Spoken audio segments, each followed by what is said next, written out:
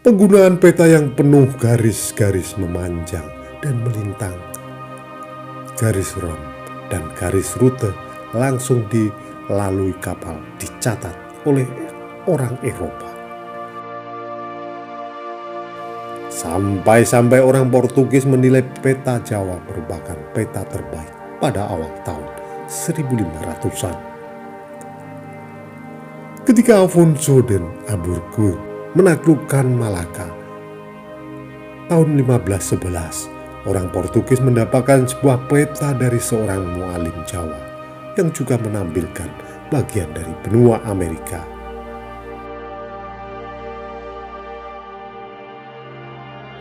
Sebelum melanjutkan nonton video ini, bagi yang suka dengan video-video kami, tolong bantu subscribe, like, komen, dan share.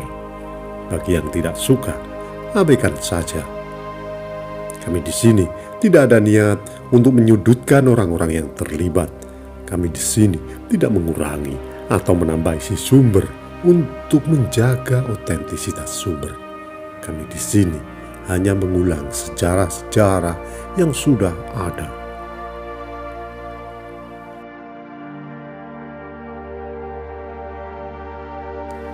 Mengenai peta ini, Albuquerque berkata, peta besar seorang Muslim Jawa yang berisi Tanjung Harapan, Portugal, dan Brasil, Laut Merah, dan Laut Persia, Kepulauan Canggih, navigasi orang Cina dan Gure, dengan garis rem dan rute langsung yang bisa ditempuh oleh kapal, dan dataran gigir yang bagaimana kerajaan berbatasan satu sama lain. Bagiku, Tuhan, ini adalah hal terbaik yang pernah saya lihat, dan yang mulia akan sangat senang melihat memiliki nama-nama dalam tulisan Jawa. Tetapi punya saya orang Jawa yang bisa membaca dan menulis. Saya mengirimkan karya ini kepada yang mulia yang ditelusuri Francisco Cadigus dari yang lain.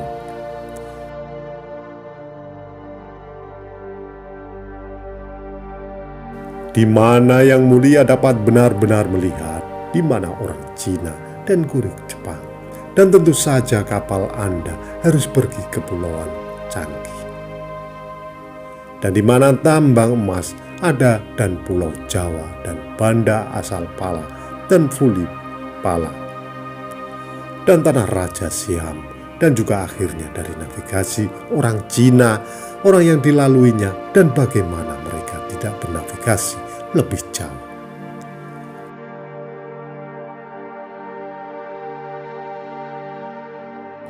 Duarte Barbosa menyebutkan tempat dan rute yang dikunjungi kapal-kapal Majapahit yang meliputi Maluku, Timur, Banda Sumatera, Malaka, Cina, Tenasari, Pegu, Banggala, Pulicat, Coromandel, Malabar, Kombai, Kambat, dan Aden. Dari catatan penulis lain dapat diketahui bahwa ada juga yang pergi ke Maladewa, Calicut, Oman, Aden, dan Laut Merah. Para penumpang membawa istri dan anak-anak mereka, bahkan sampai-sampai mereka dan beberapa dari mereka tidak pernah meninggalkan kapal untuk pergi ke pantai. Juga tidak memiliki tempat tinggal lain karena mereka dilahirkan dan mati di kapal. Nagara Kratagama menyebutkan budaya keraton yang adiluhung dan anggun dengan cita rasa seni dan sastra yang halus, serta sistem ritual keagamaan yang rumit. Peristiwa utama dalam kalender tata negara digelar tiap hari pertama bulan Citra, Maret-April, ketika semua utusan dari semua wilayah taklukan Majapahit datang ke istana untuk membayar upeti atau pajak. Kawasan Majapahit secara sederhana terbagi dalam 3 jenis. Keraton termasuk kawasan ibu kota dan sekitarnya. Wilayah-wilayah di Jawa Timur dan Bali yang secara langsung dikepalai oleh pejabat yang ditunjuk langsung oleh raja, serta wilayah-wilayah taklukan di Kepulauan Nusantara menikmati otonomi luas. Dari semua bangunan, tidak ada tiang yang luput dari ukiran, halus, dan warna indah. Dalam lingkungan sekeliling tembok, terdapat pendopo anggun beratap hijau, indah bagai pemandangan dalam lukisan. Kelopak bunga katangga gugur tertiup angin dan bertaburan di atap-atap. Atap itu bagaikan rambut gadis yang berhiasan bunga, menyenangi hati siapa saja yang memandang. Gambaran ibu kota Majapahit, kutipan dari Nagara Kertagama.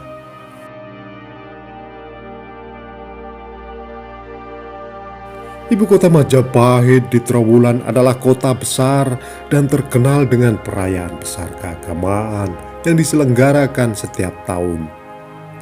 Agama Buddha, Siwa, dan Waisnawa memuja Wisnu dipeluk oleh penduduk Majapahit, dan raja dianggap sekaligus titisan Buddha, Siwa maupun Wisnu. Nagara Kertagama sama sekali tidak menyinggung tentang Islam, akan tetapi sangat mungkin terdapat beberapa pegawai atau abdi istana Muslim saat itu.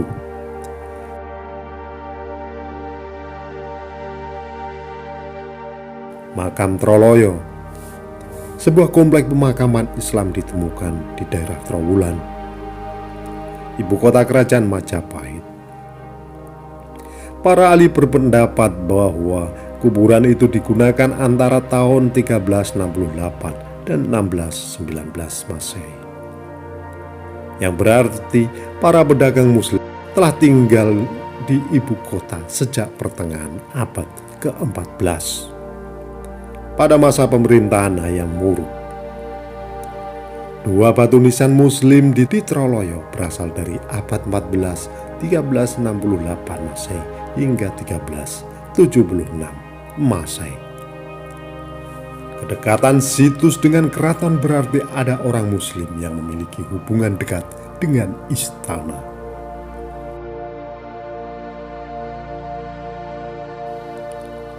Walaupun batu bata telah digunakan dalam candi pada masa sebelumnya, arsitek Majapahitlah yang paling ahli menggunakannya. Candi-candi Majapahit berkualitas baik secara geometris dengan memanfaatkan getah, tumbuhan merambat, dan gula merah sebagai perekat batu bata. Contoh, Candi Majapahit yang masih dapat ditemukan sekarang adalah Candi Tikus dan Gapura Bajang Ratu di Trowulan, Mojokerto.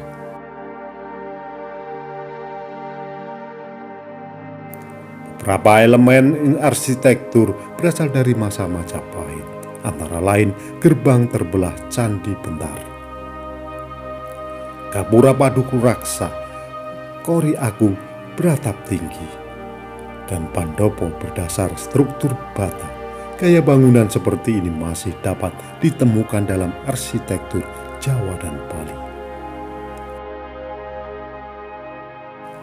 Di sekitar itu Pulau Sumatera atau pulau besar bernama Jawa yang memiliki ukuran 3000 mil dan rajanya memiliki bawahan 7 raja yang bermahkota. Sekarang pulau ini sangat padat penduduknya dan merupakan yang terbaik kedua dari semua pulau yang ada, karena di dalam tumbuh kapur, barus, kemukus, kapulaga, buah pala, dan banyak rempah-rempah berharga lainnya. Ia juga memiliki persediaan makanan yang baik kecuali anggur.